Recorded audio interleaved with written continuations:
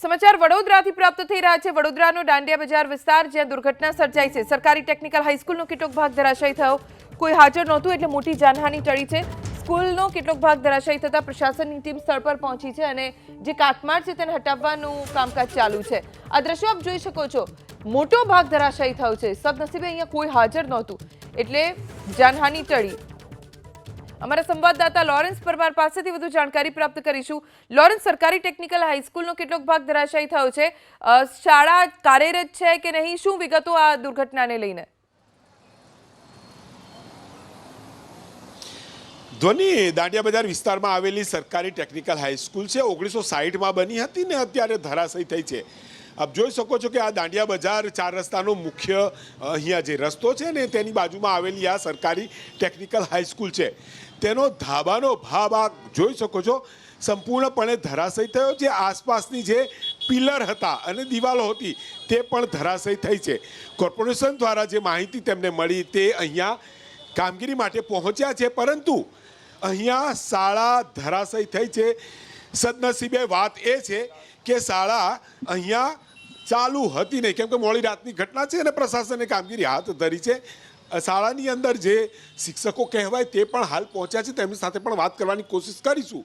અહીંયા જે પ્રકારની ઘટના રહી છે શાળાની અંદર આ તેનો પાછળનો ભાગ છે, આપ જોઈ શકો છો આ પાછળનો ભાગ છે, પરંતુ તેમાં પણ અહીંયા જે જર્જરિત થયેલી આ ઇમારતની દિવાલો ફાટી ગઈ છે।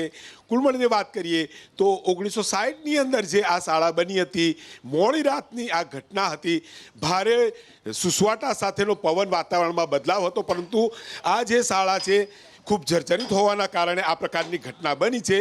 શાળા આજે અહીંયા જે આચાર્ય અને શિક્ષકો પણ પહોંચ્યા છે તેમની સાથે પણ વાત કરીશું, પરંતુ અહીંયા જે પ્રકારના દ્રશ્યો જોવા મળી રહ્યા છે, જો દિવસે આ પ્રકારની ઘટના બની હોત અને શાળા ચાલુ હોત તો ખૂબ મોટી જાનહાનિ થવાની શક્યતા હતી। સદનસીબે શાળા બંધ હતી ને આ પ્રકારની ઘટના બની છે। સરકારી ટેકનિકલ હાઈસ્કૂલ છે તેનો મહત્તમ ભાગ ધરાશાયી થયો છે।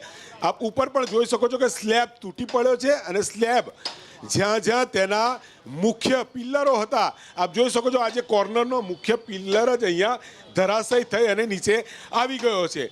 અહીંયા શાળાની અંદર કેટલાક શિક્ષકો પણ આવ્યા છે, શક્યતઃ તેમની સાથે પણ વાત કરવાની કોશિશ કરીશું, કેમ કે શાળા હાલ જે કોર્પોરેશન વિભાગ દ્વારા જેસીબી મશીન સહિત તમામ વસ્તુ મૂકી અને તોડવાના પ્રયાસો કરવામાં આવી રહ્યા છે।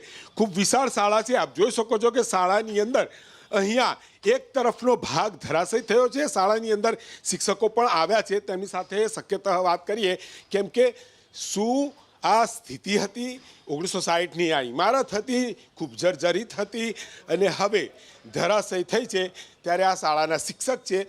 બેન, એક જ વાત, જાનહાનિ ટળી કહી શકાય? જો બાળકો હોત તો બાળકો ને તમે શિક્ષક છો અહીંયા? ના ના, તો તમે કોણ છો? પટાવાળા છે અમે। હા, અહીંયા નોકરી કરો છો। આ શાળા ચાલુ હતી? ના, બંધ છે। એટલે બંધ જ કરી, એટલે ક્લાસ ચાલતા ના, નથી ચાલતા, નથી ચાલતા। આ ભાગમાં નતા ચાલતા, બીજા ભાગમાં ચાલતા? હા, બીજા ભાગમાં। બીજા ભાગમાં આ ભાગમાં જે ક્લાસ બંધ કરાવાયા હતા, હવે અંદર પણ બતાવવાનો પ્રયાસ કરીશું અધિકારી સાથે। સાહેબ, શું ઘટના શું છે અને શાળા ચાલુ હતી કે બંધ? અહીંયા વિદ્યાર્થીઓ ભણતા હતા સાહેબ, કે આ વિભાગ બંધ કરાયો હતો? જવાબ આપવા અત્યારે સમર્થ નથી। અમે રિસ્ક છે, પણ રિસ્ક સાથે પણ હું બતાવવાની કોશિશ કરીશ, કેમ કે હું અત્યારે ઇમારતની અંદર આવી ગયો છું અને અહીંયા સામેનો ભાગ જોઈ શકો છો ધરાશાયી થયો છે। શાળા અહીંયા જે વિભાગ ધરાશાયી થયો ત્યાં ક્લાસ ચાલુ ન હતા, ક્લાસ બંધ કરાયા હતા, પરંતુ જે મુખ્ય કહી શકાય કે જે જાનહાનિ છે તે ટળી છે, કેમ કે એ વિભાગમાં જે બાળકો હતા નહીં। અહીંયા કર્મચારીઓ સાથે પણ વાત કરવાની કોશિશ કરી। સાહેબ, કેટલું ભયજનક છે અહીંયા? તમે નોકરી કરો છો? હા, નોકરી। સારી નોકરી કરો? અહીંયા પટાવાળા। સારું। આ જે વિભાગ તૂટ્યો છે ત્યાં વિદ્યાર્થીઓ ભણતા હતા? હમણાં તો પહેલાં ભણતા હતા, હમણાં ક્લાસ ખાલી હતો। કેટલા વખતથી બંધ છે એ ક્લાસો? લગભગ એ થોડાક 1-2 વર્ષથી। 1-2 વર્ષથી બંધ છે। અને અહીંયા ક્યાંથી કેટલાથી કેટલા ધોરણ સુધીના વિદ્યાર્થીઓ ભણે છે?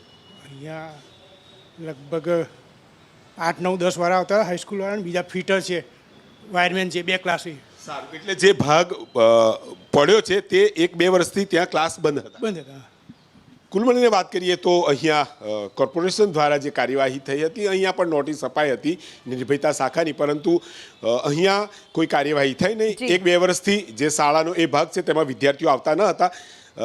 મોડી રાતની ઘટના છે એટલે સદનસીબે કોઈ જાનહાનિની ખબર નથી, પરંતુ વડોદરા શહેરમાં આવી અસંખ્ય જગ્યાઓ છે જર્જરિત, જે તોડી પાડવાની જરૂર છે. કોર્પોરેશન પોતે તોડતું નથી ને આ પ્રકારની દુર્ઘટના સર્જાય છે. હોનારત નથી થઈ, સૌથી મોટી ખબર છે, પરંતુ દાંડિયા બજારની આ સરકારી ટેકનિકલ હાઈસ્કૂલ મોડી રાત્રે 2:30થી 3 વાગે ધીરે ધીરે તેનો એક ભાગ પડ્યો અને તે બાદ ધાબા સહિતનો ભાગ પડ્યો છે. હાલ કોર્પોરેશન તંત્ર તેને હટાવવાની કામગીરી કરી રહી છે. જી.